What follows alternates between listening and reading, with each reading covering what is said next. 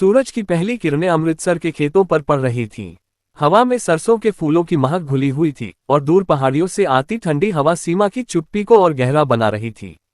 Wagah border, वो जगह जहां भारत और पाकिस्तान की सीमाएं आपस में उलझी हुई लगती हैं, आजकल शांत था।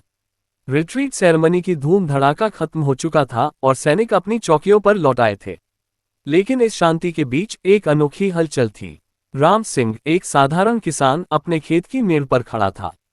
उसके चेहरे पर झुर्रियां थीं जो सालों की मेहनत और सीमा के तनाव की गवाह थीं। राम का घोड़ा, जिसका नाम था शेरू, आजकल अजीब सा व्यवहार कर रहा था। शेरू कोई साधारण घोड़ा नहीं था। वह राम के दादाजी के समय से परिवार का हिस्सा था। काला रंग, चमकदार माने और आंखों में एक ऐसी चमक जो मानो कहती हो कि वह सिर्फ घोड़ा नहीं बल्कि कोई पुरानी कहानी का हिस्सा है। राम को याद था कैसे बचपन में दादाजी बताते थे कि शेरू का पूर्वज कभी राजपूत घुड़सवारों का साथी था जो मुगलों से लड़ते हुए सीमाओं को लांघा करता था। लेकिन आज 2025 का भारत शेरू को सिर्फ खेतों में हल जोतने के लिए इस्तेमाल करता था। शेरू, आ जा बेटा, राम ने पुकारा, लेकिन शेरू ने कान भी नहीं फेरा। वह खेत की बाढ़ की ओर बढ़ रहा था जहां से वाघा की तरफ जाने वाला रास्ता शुरू होता था। राम ने हंसते हुए सोचा, ये तो कभी कभी जंगल की तरफ भागता है, लेकिन आज तो सीमा की तरफ जा रहा है।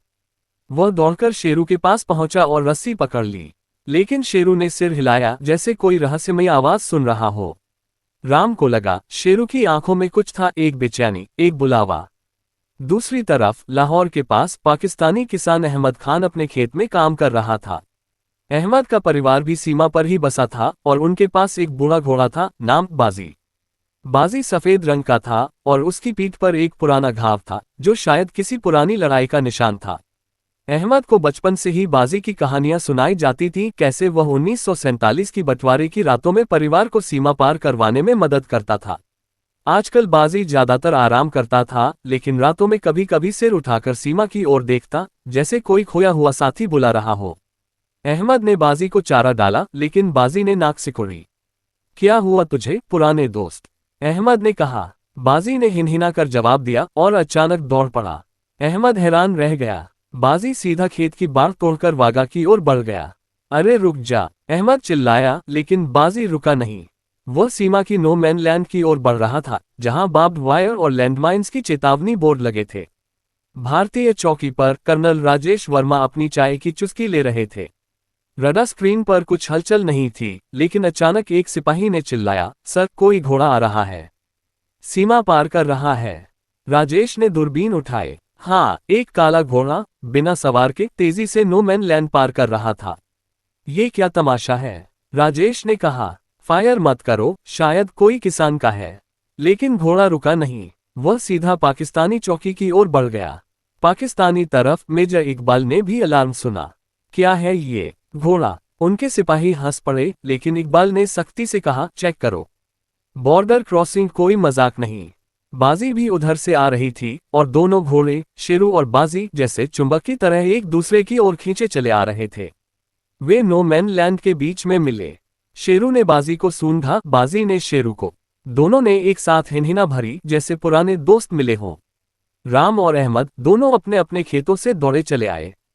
राम ने देखा, शेरू पाकिस्तानी तरफ चला गया था। नहीं, मेरा शेरू, वह चिल्लाया। अहमद ने देखा, बाजी भारतीय चौकी के पास थी। ये क्या हो रहा है? दोनों किसान चौकियों पर पहुंचे, लेकिन सैनिकों ने रोक लिया। आप आगे नहीं जा सकते, राजेश ने कहा। लेकिन राम ने हाथ जोड़ लिए, सर, मेरा घोड़ा, वो मेरा परिवार का सदस्य है। इधर इकबाल ने भी अहमद को रोका, लेकिन तभी दोनों घोड़े फिर से हिले। शेरू ने बाजी को धक्का दिया और बाजी ने शेरू को। वे दोनों अब एक साथ सीमा की ओर बढ़ रहे थे, लेकिन किस तरफ? सैनिक हैरान थे। राजेश ने रेडियो पर पाकिस्तानी चौकी को कॉल किया। हेलो वाघा पोस्ट, यहाँ एक घोड़ा क्रॉस कर गया है। आपका भी? इकबाल ने जवाब दिया, हाँ, हमारा भी। ये क्या जादू है? घोड़ों ने रुकना ही नहीं था। वे नो मैन लैंड के बीच रुके और फिर एक साथ भारतीय तरफ दौड़े। पाकिस्तानी सैनिक चिल्लाए, लेकिन फायर करने की हिम्मत न हुई। एक घोड़े को गोली मारना, ये तो हास्यास्पद था। शेरू और बाजी भारतीय चौकी के पास रुक गए। राम ने शेरू को गले लगा लिया, लेकिन बाजी अजनबी थी। अहमद दूर से देख रहा था, आंखें नम। राजेश ने फैसला किया, चलो बात करते हैं। उन्होंने फ्लैग मीटिंग का प्रस्ताव दिया। कुछ ही मिनटों में वाघा बॉर्डर पर एक अनोखी मीटिंग हो रही थी। भारतीय और पाकिस्तानी सैनिक आमने सामने, लेकिन बीच में दो घोड़े। इकबाल ने बाजी को सहलाया, राम ने शेरू को। ये कैसे हुआ? राजेश ने पूछा। अहमद ने कहा, सर, बाजी कभी कभी ऐसा करता है, जैसे कोई बुलावा हो। बातों बातों में पता चला कि शेरू और बाजी के पूर्वज एक ही स्टेबल से थे। 1947 के बंटवारे में वे अलग हो गए थे। एक परिवार भारत चला गया, दूसरा पाकिस्तान। सालों बाद खून का रिश्ता फिर जुड़ गया। ये सीमा पार करने का संदेश है, राम ने कहा। शायद शांति का। लेकिन कहानी यहीं खत्म नहीं हुई। शाम होते होते खबर फैल गई। मीडिया वाले पहुंच गए। घोड़ा क्रॉस बॉर्डर हेडलाइंस बनी, सोशल मीडिया पर वायरल हो गया। लोग हंसे, रोए, शेयर किए। लेकिन असली कहानी तो अभी शुरू हो रही थी। शेरू और बाजी ने रात भर हिनहिने भरे, जैसे कोई राज बता रहे हों। राम और अहमद ने फैसला किया, कल हम दोनों घोड़ों को साथ घुमाएंगे, सीमा पर ही। रात गहरा रही थी। वाघा बॉर्डर की लाइटें चमक रही थीं, लेकिन हवा में अब एक अलग ही सन्नाटा था। राम सिंह अपने छोटे से घर में लौटा था, जहां पत्नी सरला चाय बना रही थी। क्या हुआ था आज? सरला ने पूछा, चिंता भरी नजरों से। राम ने सारी घटना सुना दी। सरला हंस पड़ी, तेरा शेरू तो हमेशा से जिद्दी है, लेकिन पाकिस्तानी घोड़ा, ये तो चमत्कार है। राम ने सिर हिलाया। उसके मन में बचपन की यादें उमड़ आईं। दादाजी की कहानियां, कैसे 1947 में बंटवारे के दौरान उनका परिवार लाहौर से अमृतसर भागा था। दादा का घोड़ा, जो शेरू का दादा था, रास्ते में एक पाकिस्तानी परिवार के घोड़े से मिला था। दोनों घोड़ों ने रास्ता दिखाया, लेकिन बंटवारे की आग में वे अलग हो गए। शायद वही खून है, राम ने कहा। खून सीमाओं को नहीं मानता। दूसरी तरफ लाहौर में अहमद खान का घर भी हलचल से भरा था। उसकी बेटी आयशा, जो 20 साल की कॉलेज स्टूडेंट थी, मोबाइल पर वीडियो देख रही थी। अब्बू, ये बाजी का ही वीडियो है, देखो कितना वायरल हो गया। अहमद ने मुस्कुराते हुए कहा, हाँ बेटी, बाजी ने आज इतिहास रच दिया। आयशा ने कहा, कल मीटिंग है ना, मैं भी जाऊंगी। ये घोड़ों की दोस्ती हमारी दोस्ती का प्रतीक बने। अहमद ने सिर हिलाया। उसके दादा की डायरी में लिखा था, 1947 की एक रात, जब परिवार अमृतसर की तरफ भाग रहा था, उनका घोड़ा बाजी का पूर्वज एक भारतीय घोड़े से मिला। दोनों ने मिलकर परिवारों को सुरक्षित पहुंचाया। लेकिन सीमा बन गई और घोड़े अलग। ये चक्र है, अहमद ने सोचा। इतिहास दोहरा रहा है। सुबह हुई। वाघा पर फिर मीटिंग थी। इस बार कर्नल राजेश और मेजर इकबाल के अलावा राम और अहमद भी थे, साथ में सरला और आयशा। सैनिकों ने घोड़ों को लाया। शेरू और बाजी एक दूसरे को देखते ही दौड़े, नाकें आपस में रगड़ने लगी। देखो, जैसे भाई बहन मिले, आयशा ने कहा। राजेश ने हंसते हुए कहा, ये बॉर्डर पर पहली बार ऐसा हुआ है, शायद हमें कुछ सीखना चाहिए। इकबाल ने जवाब दिया, हाँ, सीमाएं मनुष्य बनाते हैं, जानवर नहीं। मीटिंग में बातें हुई। राम ने अपनी कहानी सुनाई, अहमद ने अपनी। पता चला कि दोनों परिवारों के पूर्वज एक ही गांव के थे, लाहौर के पास। बंटवारा हुआ तो अलग हो गए। घोड़ों ने वो गांव याद दिला दिया। चलो घोड़ों को घुमाते हैं, राम ने सुझाया। सैनिकों ने इजाजत दी। दोनों घोड़े सवारों के बिना नो मैन लैंड में दौड़े। राम और अहमद पैदल चले, सरला और आयशा पीछे पीछे। हवा में सरसों की महक थी और दूर पहाड़ियां गवाह बनी। घूमते घूमते वे एक पुराने कुएं के पास पहुंचे। नो मैन लैंड का वो कुआं, जो बंटवारे से पहले दोनों तरफ के लोगों का था। शेरू और बाजी कुएं के पास रुके, जैसे याद कर रहे हों। अहमद ने कहा, यहां मेरे दादा पानी पिलाते थे घोड़ों को। राम ने कहा, हाँ, मेरे भी। तभी जमीन हिली। नहीं, भूकंप नहीं, एक पुराना डिब्बा निकला कुआं की मिट्टी से। अहमद ने खोदा तो एक लोहे का बॉक्स मिला। अंदर पुरानी तस्वीरें, पत्र। एक पत्र में लिखा था, हमारे परिवार एक हैं, घोड़े गवाह हैं। दोनों परिवार रो पड़े। खबर फिर फैली। मीडिया ने घोड़ों की खोज कहा, लेकिन असली राज तो अभी खुला था। पत्रों से पता चला कि दादाजी के बीच एक वादा था, एक खजाना, जो गांव में छिपा था। बंटवारे में भूल गया। शायद वो खजाना ना हो, बल्कि कोई पुराना मंदिर का सामान। हमें ढूंढना चाहिए, आयशा ने कहा। लेकिन सीमा, सैनिकों ने मना किया। खतरे भरे इलाके। फिर भी घोड़े रुके नहीं। रात को शेरू फिर भागा, इस बार बाजी के साथ। वे कुएं की ओर। राम और अहमद दौड़े, सैनिक भी। लेकिन घोड़े रुके नहीं। वे कुएं में कूद पड़े, नहीं कूदे नहीं, बल्कि एक गुप्त रास्ता खोदा। पुराना सुरंग। बंटवारे का समय का सुरंग लाहौर के गांव तक जाती थी। शेरू और बाजी सुरंग में घुसे। पागल हो गए क्या, राजेश चिल्लाए, लेकिन घोड़े अंदर थे। सभी डर गए, लेकिन आयशा ने कहा, ट्रस्ट करें, घोड़े रास्ता दिखा रहे हैं। सैनिकों ने फैसला किया, फॉलो करें। सुरंग अंधेरी थी, लेकिन घोड़ों की हिनहिनाहट गाइड बनी। आधे घंटे बाद वे लाहौर के पास एक पुराने खंडहर में निकले। वहां एक मंदिर, टूटा फूटा, लेकिन अंदर सोना चांदी के बर्तन। वो खजाना, लेकिन न खजाना बल्कि शांति का प्रतीक, एक प्राचीन शिलालेख जो कहता था, सीमाएं मिट्टी की, भाईचारा अमर। राम और अहमद ने गले लग लिया। सरला और आयशा ने रोया। सैनिक हैरान। राजेश ने इकबाल को कॉल किया, ये चमत्कार है। लेकिन खतरा था, सुरंग की खबर लीक हो गई। कुछ लोग लूटने आए, लेकिन घोड़े, शेरू और बाजी ने हमला किया, पैर ठोककर, हिनहिनाकर। लुटेरे भागे। अब कहानी नई मोड़ ले रही थी। परिवार एक हो गए, लेकिन सीमा, खबर अब पूरे भारत पाकिस्तान में फैल चुकी थी। अमृतसर से लाहौर तक लोग सड़कों पर उतर आए। घोड़ों की दोस्ती जिंदाबाद नारे लग रहे थे। सोशल मीडिया पर #HausBordCross ट्रेंड कर रहा था। आयशा ने एक वीडियो बनाया जिसमें शेरू और बाजी खंडहर में खेलते दिख रहे थे। करोड़ों व्यूज। राम का फोन बजता रहा, पत्रकार, राजनेता, यहां तक कि बॉलीवुड वाले। फिल्म बनानी है, एक प्रोड्यूसर ने कहा, लेकिन राम ने मना कर दिया। ये कहानी घोड़ों की है, हमारी नहीं। लाहौर में अहमद का घर मेहमानों से भरा था। आयशा के दोस्त, प्रोफेसर सब आ रहे थे। एक प्रोफेसर ने शिलालेख पढ़ा। ये 12वीं सदी का है, राजपूत और मुगल काल का। कहता है कि ये भूमि भाइयों की है। सरला ने कहा, तो बंटवारा गलत था। प्रोफेसर ने सिर हिलाया। इतिहास गलतियां दोहराता है, लेकिन सीख भी देता है। सैनिकों ने सुरंग सील करने का फैसला किया, लेकिन घोड़े, शेरू और बाजी रात रात भर सुरंग में घूमते, जैसे गार्ड कर रहे हों।